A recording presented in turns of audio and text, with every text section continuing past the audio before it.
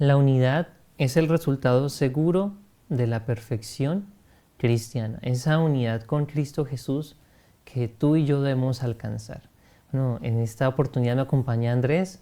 Bueno, es un gusto, Juan, poder compartir por medio pues, de las cámaras de televisión, compartir la verdad por medio de la lección de la escuela sabática. Amén. ¿Qué te parece si comenzamos? Sí, perfecto, comencemos.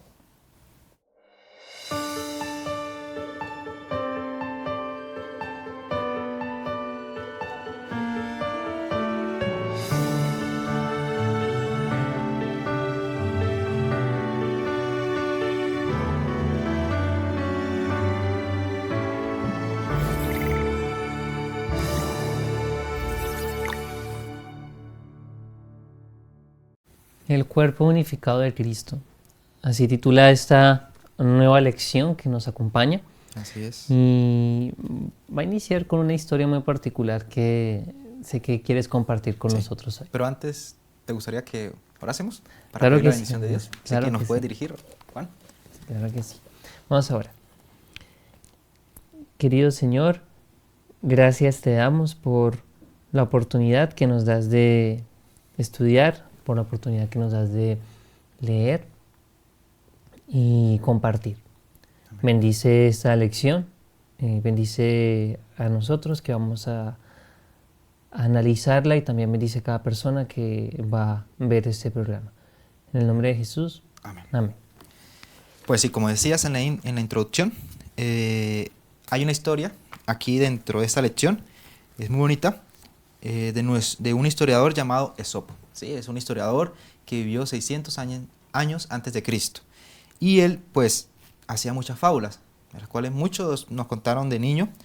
Y pues la que particularmente nos menciona aquí es una muy interesante, porque el apóstol Pablo no utiliza esta, pero en sus palabras utiliza lo que en general hace el cuerpo, ¿sí? Un brazo no puede estar solo del corazón y demás.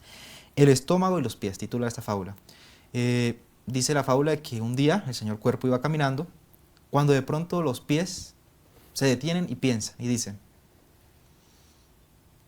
«Hey, estómago, yo soy más importante que tú, porque yo puedo llevar al señor cuerpo donde yo quiera, a una montaña, a un valle, a un lago, en fin, a donde yo quiera, y eso me hace sentir y me hace estar en el puesto de la mayor importancia, porque el señor cuerpo sin mí no se puede mover». Cuando el estómago le dice, se pone a pensar y mira los pies y dice: «Pero pies, ustedes pueden caminar, pero ¿de dónde adquieren la energía para caminar? De mí, y sin mí no pueden caminar». Y bueno, es una fábula, ¿sí? En donde pues cada parte cumple su función, ¿sí? Cada sección del cuerpo cumple su función. Los pies sirven para llevar al señor cuerpo al supermercado, para así comprar los alimentos que después va a ingerir el estómago y así aportar energía tanto al cuerpo como a los pies. Entonces vemos que no todo va separado, ¿sí? Que ellos no se pelean. Es una fábula, pues cosas estas pasan, pero en la vida real esto no pelean, todos van unidos, uno acompaña al otro, ¿sí? Y eso también lo aplicamos para lo que vamos a hacer en el estudio de esta hora. Me gusta mucho esa, como abre con esa historia, porque plantea una problemática, y esa es que nosotros no estamos unidos, nosotros estamos separados y hay diferentes cosas que nos separan, ¿no? Sí. Aunque seamos el pueblo elegido de Dios, dentro del pueblo no estamos unidos, ¿no? Lastimosamente. Lastimosamente, pero vamos a ir desarrollando, como tú decías, el mensaje que Dios nos quiere dar, ¿no? Que estemos unidos y estemos unidos en verdad. Y por eso se titula esa lección El cuerpo, y el cuerpo es la iglesia. Y, bueno, vamos a desglosarlo. El cuerpo unificado, unido, y luego dice de Cristo, o sea, la iglesia unida, de Cristo. Ajá, la iglesia unida. Amén. De Cristo. La iglesia unida o el cuerpo unido de nuestro Señor Jesús. Bueno, hay varios detalles interesantes y vamos a iniciar con la unidad del Espíritu. El versículo 2 de Efesios 4 nos dice lo siguiente. De hecho, voy a leer desde el versículo 1. Ok, perfecto. Y vamos a analizar 3 palabras puntuales que nos dice la lección en el día domingo. Y bueno, sé que también tienes algunas palabras más de las que nos quieres aportar. Perfecto. Dice así: yo pues, preso en el Señor, dice Pablo, ¿no? Os ruego que andéis como es digno de la vocación con que fuisteis llamados, con toda humildad y mansedumbre, soportándoos con paciencia los unos a los otros en amor. Así Entonces, es. esos versículos nos dan algunas palabras clave que nosotros queremos analizar y son importantes a la hora de establecer la unidad. Mira, ¿Cuáles son esas palabras, Juan? aquí, el versículo 2 nos dice una, y es la humildad. La humildad. Bueno, Andrés, para ti, ¿qué es la humildad? Es una persona que espera su turno. Puedo ponerte eso. Espera su turno, que no se afana, sabe en qué momento pues va a comentar, en qué momento se queda callado, cuándo actuar y cuándo no. Bueno, Sí. es una muy buena apreciación. Hay un sinónimo que tengo aquí en mi libreta y es modestia. Modestia.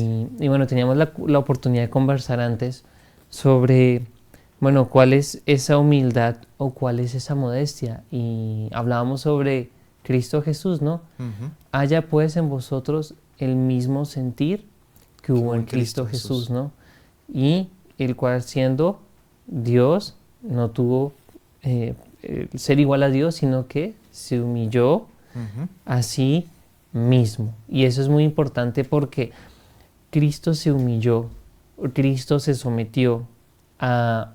Pero ¿a quién se sometió? Eso es, bueno, es un punto que no vamos a desarrollar en este Sí, momento, porque ese es amplio también. es amplio, pero la Biblia también nos enseña que Jesús dice, aprended de mí, Que soy manso y humilde que soy manso y humilde de corazón. Ujú. Y luego dice, llevad mi yugo sobre vosotros. sobre vosotros.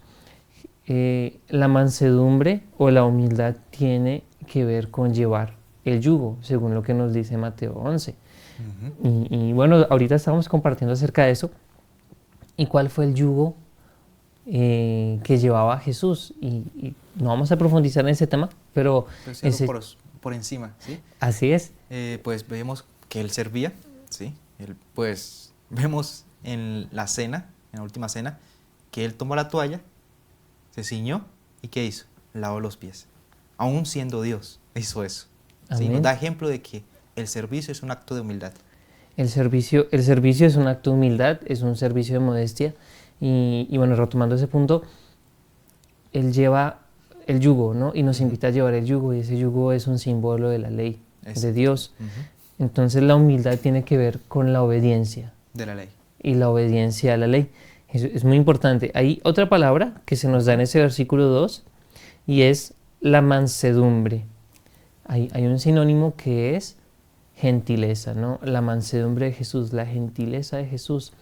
¿Y cómo defines tú una persona gentil, una persona Mansa. mansa? Me llega a la mente el ejemplo de Moisés, ¿sí? Dice la Biblia que fue uno de los hombres más mansos de la tierra. Bueno, tratar con 2 millones de mentes diferentes, con problemas, con explosivos diferentes, y me hace pensar de que aún bajo presión, mantener la calma, ser manso, ¿sí? Va muy en relación con la siguiente palabra que tú vas a decir, casi le digo, pero tú lo vas a decir. Pero lo puedo definir eso, es una persona que aún bajo presión puede mantener la calma, el Espíritu de Cristo, así como lo tuvo Cristo también aquí en la tierra. Bueno, tú vas diciendo eso y uno se va examinando y digo, wow, cuánto me falta, ¿no? Sí, Y bueno, en realmente. general, ¿no? Creo que nosotros como pueblo nos falta desarrollar mansedumbre, nos falta desarrollar humildad, modestia, gentileza, y a unos nos falta más que a otros. Ujú.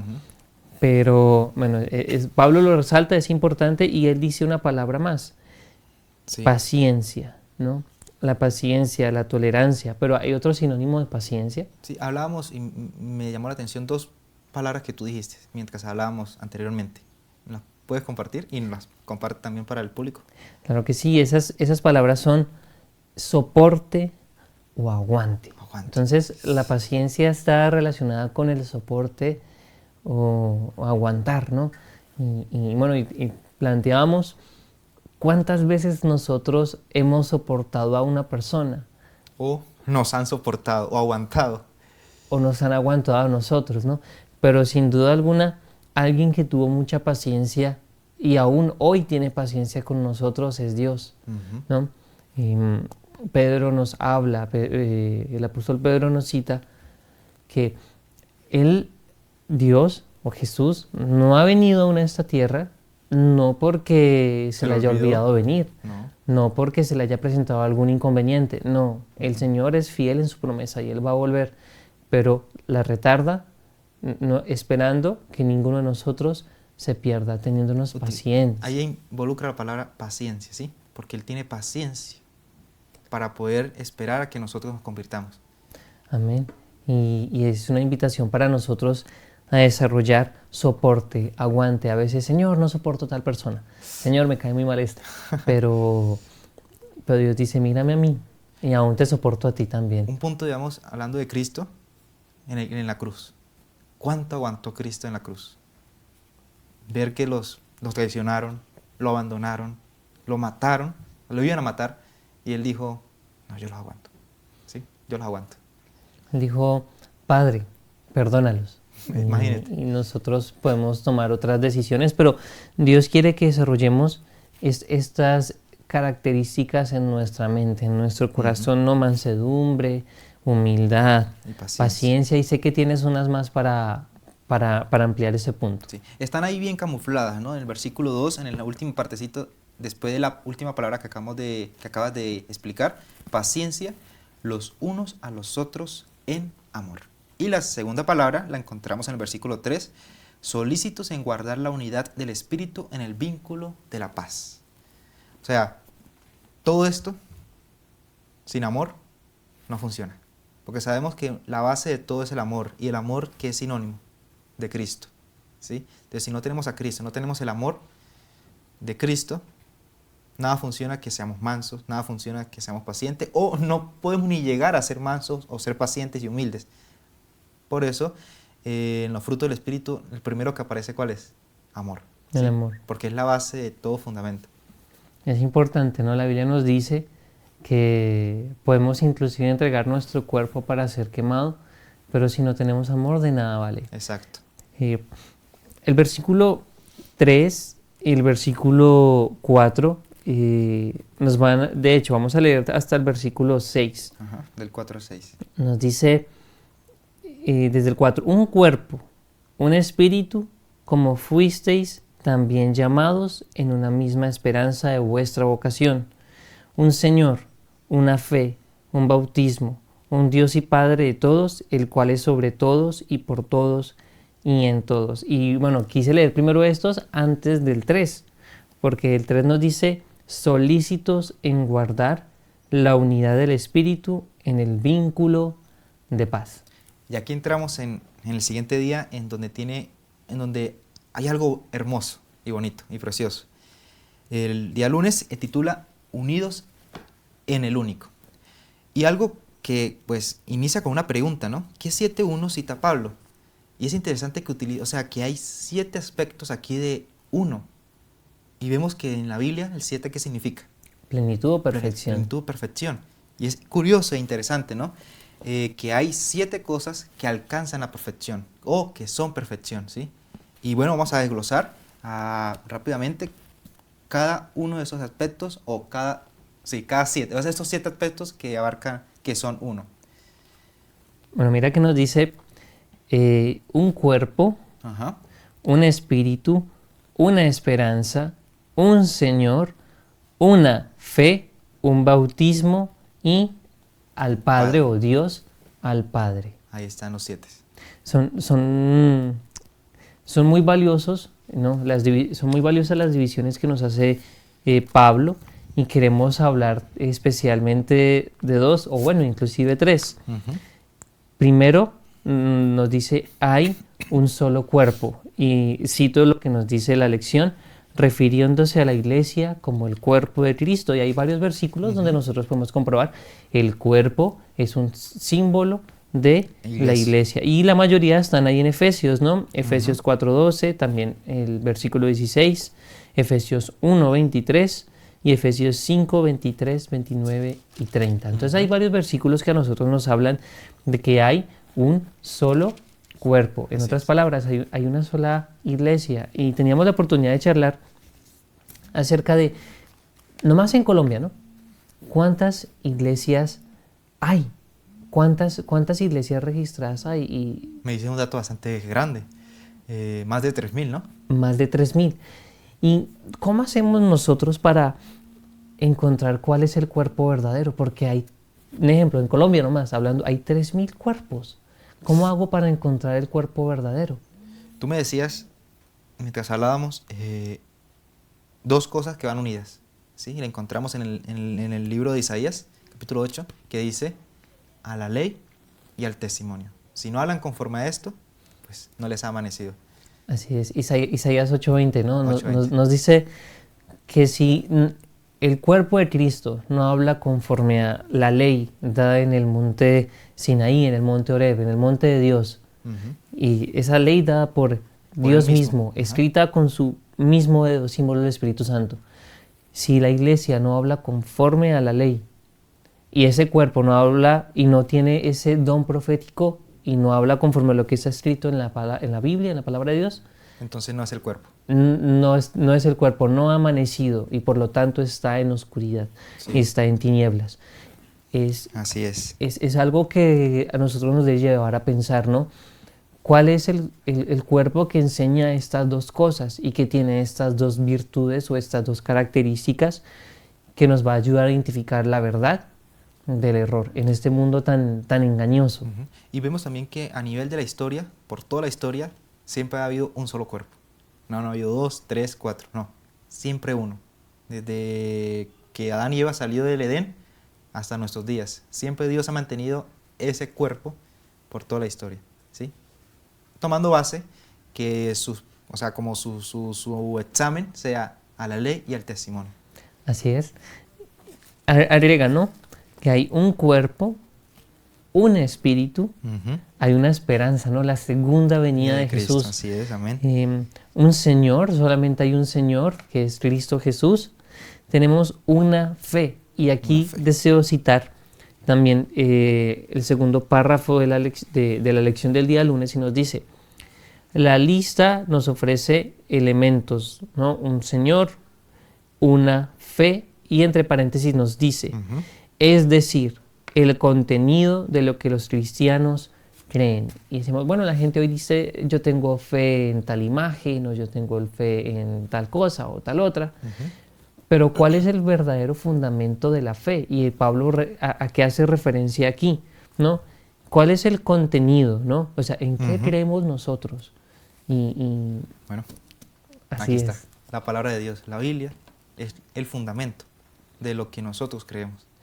Este es el verdadero fundamento de lo que nosotros creemos. Y si no nos hablan conforme a la palabra, entonces estamos en tinieblas o la persona que nos está hablando, suena duro, ¿no? Pero está en tinieblas porque no está hablando conforme al testimonio. Al testimonio, no está hablando conforme a lo que está escrito en la Biblia, que fue redactada por estos hombres de Dios inspirados por su Espíritu Santo. Entonces es algo muy, muy valioso, es algo muy importante que nosotros debemos tener presente, ¿no?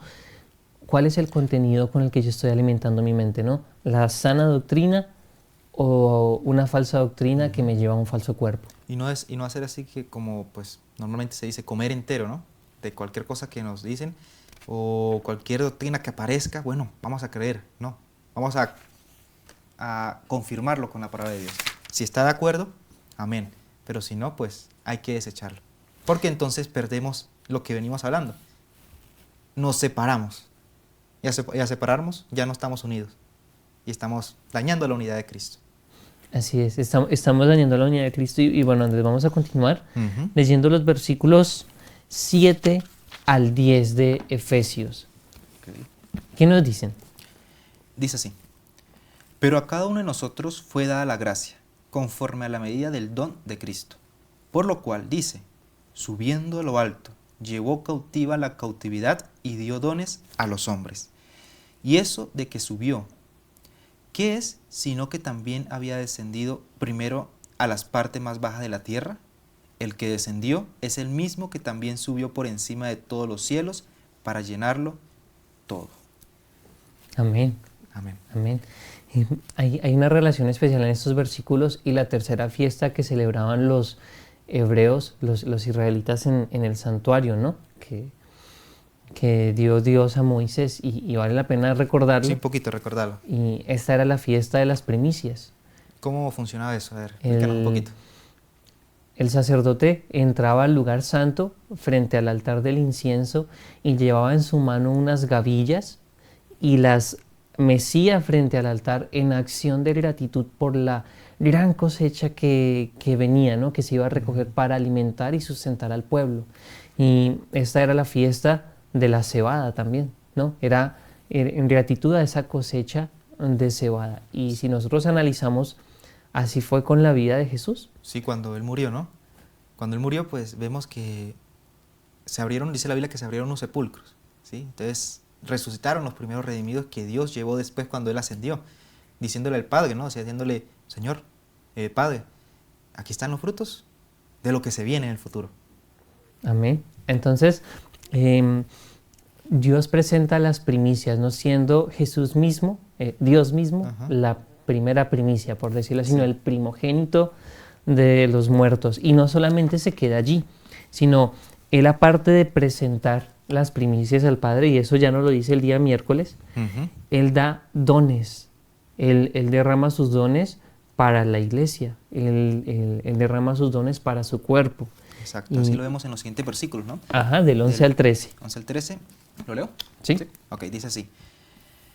Y Él mismo, o sea Jesús, constituyó a unos apóstoles, a otros profetas, a otros evangelistas, a otros pastores y maestros, a fin de perfeccionar a los santos para la obra del ministerio, para la edificación del cuerpo de Cristo, hasta que todos lleguemos a la unidad de la fe y del conocimiento del Hijo de Dios, a un varón perfecto, a la medida de la estatura de la plenitud de Cristo. Amén. Entonces, la iglesia tiene varias personas que están actuando en diferentes campos, pero todos trabajan con un solo espíritu. Muy bien, iba a decir un solo propósito, pero también está muy bueno, sí. Un solo espíritu. Sí, porque ¿no? Corintios lo dice, ¿no? Todos, o sea, son apartes, pero todos llevan a un mismo espíritu. Así es. Y bueno, nos resalta algunas muy interesantes, como maestros o pastores, ¿no? Nos los dice aquí la lección y el versículo nos lo cita, ¿no?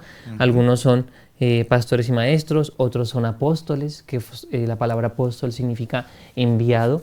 Recordemos que eran los discípulos de Jesús, ¿no? Eran los estudiantes de Jesús. Cuando estaban ya preparados, ahora ya no eran discípulos, eran apóstoles, ¿no? Enviados a la misión. Y bueno, nos sigue diciendo que otros son evangelistas, ¿no? Predican las buenas nuevas del evangelio, pero nos dice uno especial y la lección de este día miércoles hace énfasis en ello. Profetas. ¿Será que la iglesia de Dios a través de la historia siempre ha tenido el don profético? Sí, así es, siempre lo ha tenido. Es importante, ¿no? Y si hay un cuerpo verdadero que tiene un don profético verdadero, vale la pena examinarlo. Ya citamos Isaías 8:20, a la ley del testimonio, pero esto también nos debe llevar a nosotros a analizar y a cuidarnos, porque hay falsos cuerpos y hay falsos profetas. Y de hecho esa es una de las señales de Jesús, ¿no? Al fin del tiempo, que dice que iba a haber falsos profetas. Falsos profetas, y no solamente eso, dice que hay falsos maestros y agrega falsos cristos. Imagínate. Entonces, vamos a leer ese párrafo que es el número 2 de esa lección del miércoles. Y hablando del don profético, ¿no? Dice, este último aspecto era de especial importancia para los primeros adventistas, ¿no? Este movimiento profético, quienes reflexionaban sobre los dones espirituales de Elena de White. La Biblia valida la función del don de profecía en la iglesia o solo durante el tiempo de los apóstoles? ¿O el don continúa hasta la venida de Cristo? Los primeros adventistas encontraron la respuesta en Efesios 4:13. y nos dice el versículo que efectivamente Va a haber profetas. va a haber profeta. Claro, no vamos a hablar en ese momento del linaje de White, pero podemos ver que en sus escritos, sus enseñanzas y hasta sus manifestaciones, las manifestaciones del Espíritu en ella, ¿no? O sea, el aspecto físico, todo cumplió el parámetro bíblico, ¿no? Ella habló conforme a la ley, conforme al testimonio, y también había la prueba física, ¿no? Que nosotros podemos estudiar en los diversos libros históricos y también que están dentro de la iglesia, ¿no? Eso es algo muy importante. Entonces establecemos algo, ¿no? Hay un cuerpo, hay una iglesia que el Señor tiene en este tiempo, así es. y también Dios dio a esta iglesia final, a esta Laodicea, a este pueblo del juicio, una profeta. Importante eso, ¿no? Ella tenía el don profético, y al final de este día nos cita un versículo y nos hace una pregunta. Sí, en Isaías 5:4, él resalta la primera parte, ¿no? ¿Qué más se había de hacer a mi viña que yo no haya hecho? Es Dios, ¿no? Diciendo, ya he hecho de todo. ¿Qué más tengo que hacer? Sí, lo he salvado, lo he rescatado, lo he redimido. ¿Qué más tengo que hacer? La viña es el pueblo de Dios. Le ha dado consejos. Le ha dado consejos, estatutos, un camino por donde seguir, una luz, una puerta, porque dice Juan, yo soy la puerta, yo soy el camino, la verdad. O sea, ¿qué más ha de hacer Cristo? Y termina, ¿no? Piensa en este versículo en el contexto de lo que Dios nos ha dado en el ministerio de Elena de White. Hoy podemos considerar a la hermana Elena, la mensajera de Dios, a la profeta de Dios, como alguien que simplemente hace o escribió buenos consejos, pero que no aplican para nosotros. O podemos abordar lo que ella dice como palabra de Dios, porque ella era la profeta de Dios. Es importante profundizar, es importante indagar en el don que Dios le dio a ella, el don profético, y no rechazarlo. De hecho, la Biblia nos dice, ¿no?, que todo pecado será perdonado, menos el que es contra el Espíritu Santo. Y eso es un punto importante, porque si el Espíritu Santo usó a la hermana Elena para aconsejarnos a nosotros en ese tiempo, y nosotros rechazamos su mensaje, estamos rechazando directamente al Espíritu Santo y estamos cometiendo el pecado imperdonable. Así es. Y es serio, ¿no? Este pequeño serio. Punto. Y con eso vamos a pasar al día jueves, que nos llama crecer en Cristo. Hay dos cosas acá. Dios quiere que nosotros crezcamos, pero también se nos presenta aquí que hay peligros para que ese crecimiento y ese desarrollo armonioso de la iglesia se detenga, o sí, falle, no se desarrolle. Y bueno, y entrando en esta parte, Efesios 4:14 nos da unos aspectos. Respondiendo a la primera pregunta que aparece acá, ¿no? ¿Qué peligro amenaza la madurez cristiana de la iglesia? Vamos a leer el versículo que dice: para que ya no seamos niños fluctuantes, llevados por doquiera de todo viento de doctrina, por estratagema de hombres que para engañar emplean con astucia las artimañas del error. Impresionante texto, ¿no? Sí. Hay peligros que afectan y la unidad, ese núcleo, sí, ese núcleo de la unidad, afectan y desbaratan la iglesia. Y desbaratan la iglesia. Y hay lobos vestidos de ovejas, ya lo citamos, hay falsos maestros, hay falsos profetas, hay falsos cristos, hay falsas señales, hay un falso Espíritu Santo. Falsas doctrinas también. Falsas doctrinas. Y bueno, vamos a leer ese primer párrafo y vamos a citar unos textos del Espíritu de Profecía que son muy valiosos para nosotros. Dice aquí: Pablo percibe un entorno no muy diferente del nuestro, en el que varias ideas, como cualquier viento de doctrina y los artificios del error, se lanzan sobre los creyentes. Utiliza tres conjuntos de imágenes para describir los peligros de la teología errática. 1. La inmadurez de la niñez. Sí. Para que ya no seamos niños, ¿no? Él exalta en el versículo. 2. El peligro en alta mar. Y acá lo dice, zarandeados por las olas y llevados de aquí para allá por todo viento de enseñanza. Y ya sabemos que el viento es un símbolo aquí de doctrina, Ujú, de doctrina. falsas doctrinas. Y 3, ser estafados por personas astutas como los apostadores.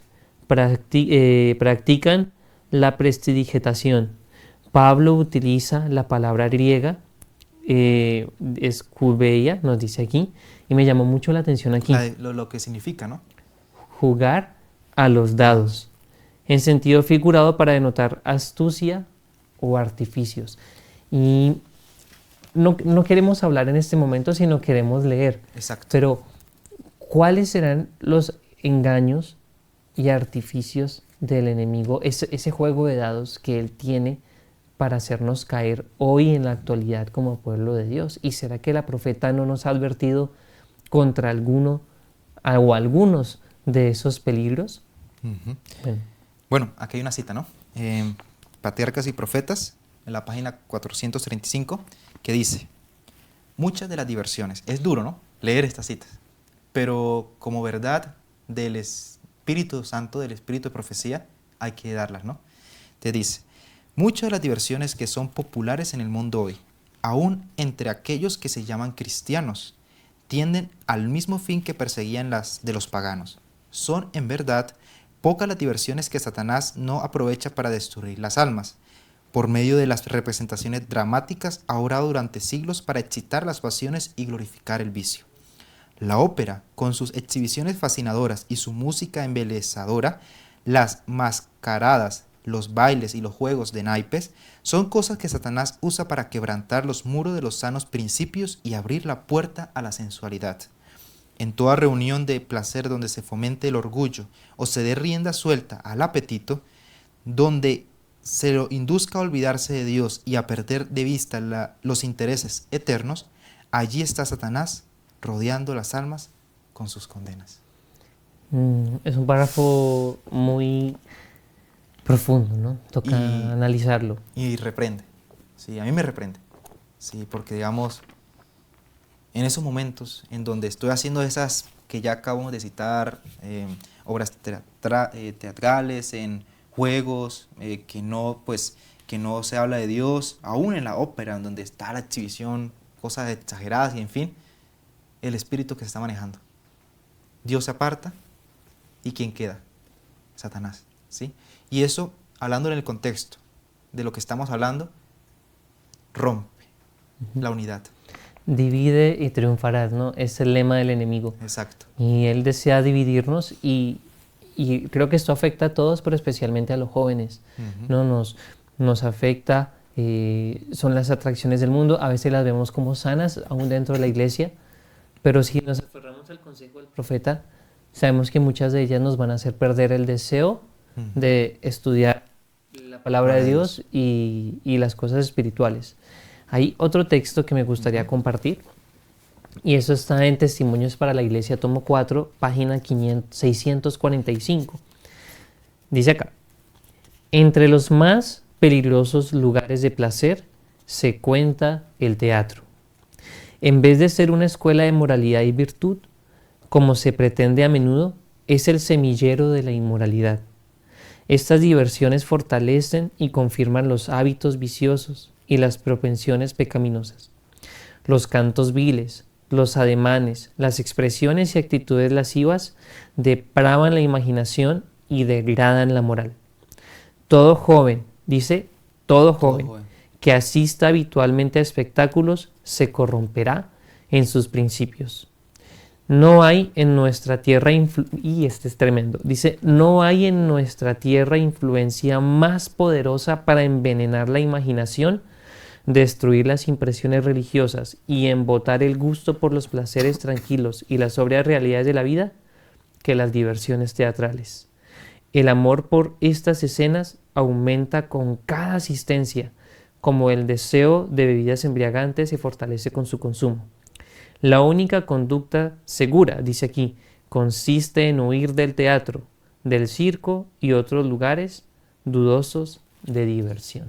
Wow. Entonces, Claro, la hermana Elena escribe esto a finales de 1800, hace poco más de 100 años, pero el teatro hoy ha evolucionado y Sí. ya no hay necesidad de ir a un teatro, No, sino que el teatro ya está en nuestra casa.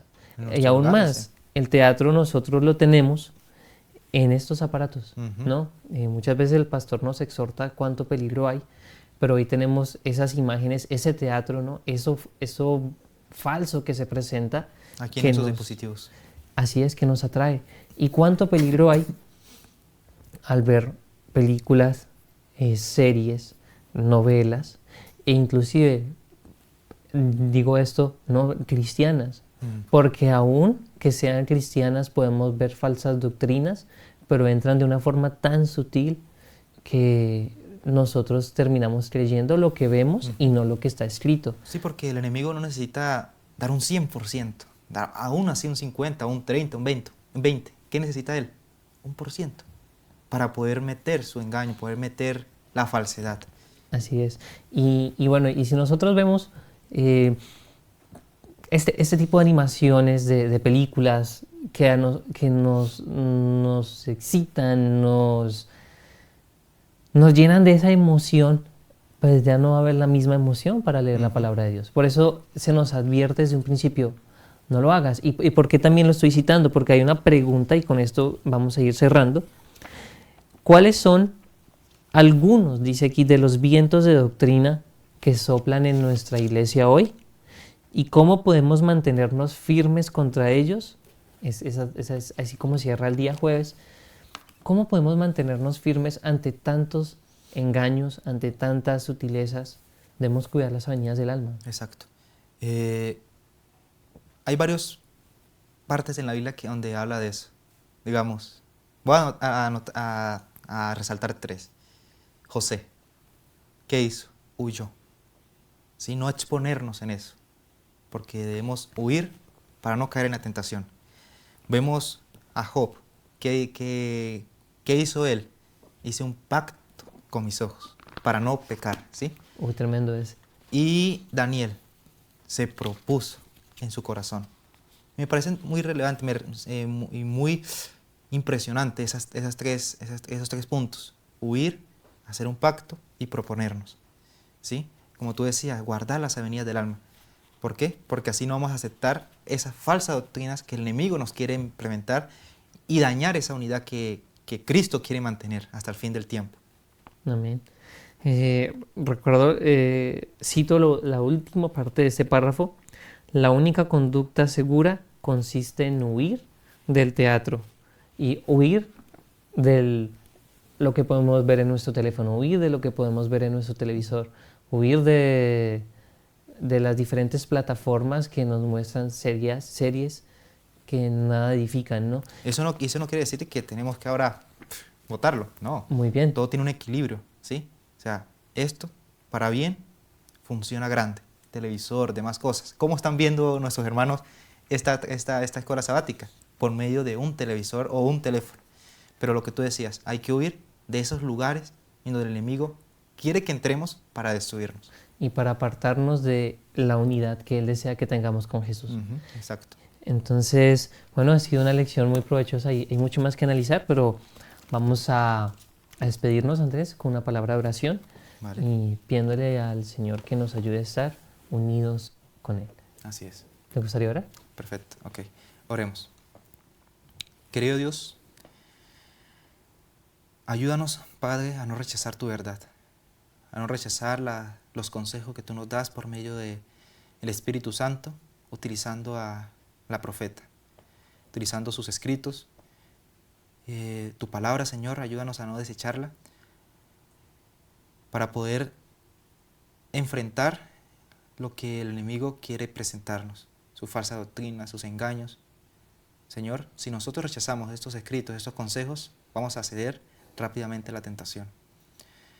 Agradezco, Señor, por este momento, por este espacio en el cual pudimos compartir esta hermosa lección, este bonito repaso acerca de la unidad que debemos tener entre tú, yo, mi prójimo y yo. Guárdanos a los hermanos, a quienes nos han escuchado, y te dejamos todo en tus manos, en el nombre de Cristo Jesús. Amén. Amén. Este video y las demás producciones que ustedes pueden disfrutar a través de nuestras plataformas son en parte gracias al aporte que personas como tú hacen a este ministerio.